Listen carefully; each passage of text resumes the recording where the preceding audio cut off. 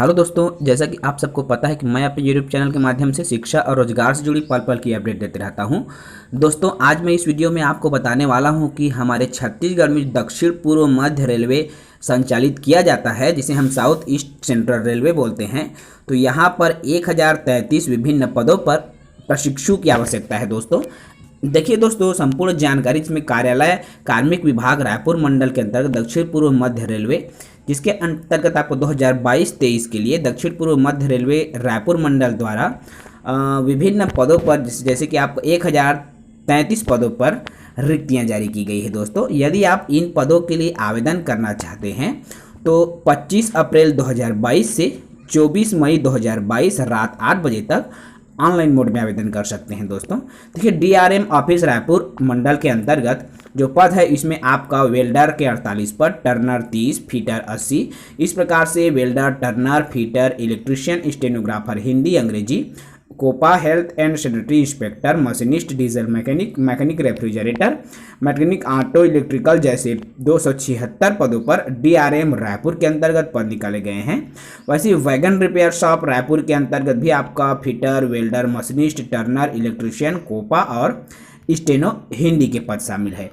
साथ ही साथ दोस्तों, आपका यदि हम इसमें क्वालिफिकेशन की बात करें, शैक्षणिक योग्यता की बात करें दोस्तों, तो इसमें तकनीकी योग्यता होनी चाहिए। जैसे कि आप अगर एक अभ्यर्थी हैं तो अभ्यर्थी को 10-2 शिक्षा पद्धति के तहत 10वीं मैट्रिक होना चाहिए। साथ ही साथ न्यूनतम 50% अंक भी होना चाहिए। इसके अलावा अभ्यर्थी को किसी भी मान्यता प्राप्त संस्था से संबंधित ट्रेड में ITI की परीक्षा उत्तीर्ण होना चाहिए। यदि आप ITI किए हैं दोस्तों तो आप आवेदन कर सकते हैं।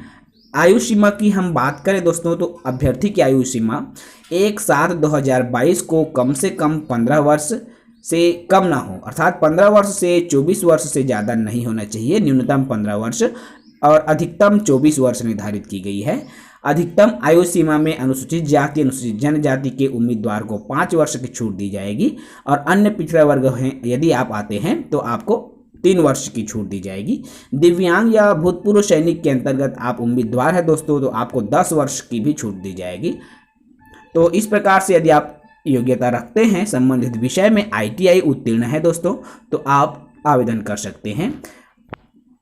दोस्तों, यदि हम इसके वेतनमान या प्रशिक्षण अवधि में छात्रवृत्ति की हम भी बात करें तो शासन के जो निर्देशानुसार जो छात्रवृत्ति मिलती है वह आपको प्रदान की जाएगी।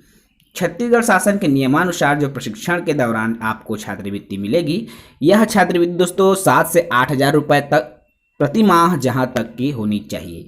चयन प्रक्रिया की हम बात करें तो प्रवीणता सूची बनाने हेतु मापदंड अपनाया जाएगा, अर्थात न्यूनतम 50% अंकों के आधार पर आपका मैट्रिक का तथा ITI दोनों का समान प्रतिशत निकाला जाएगा और एक प्रवीण सूची तैयार की जाएगी। चिकित्सा परीक्षण उसके बाद में किया जाएगा।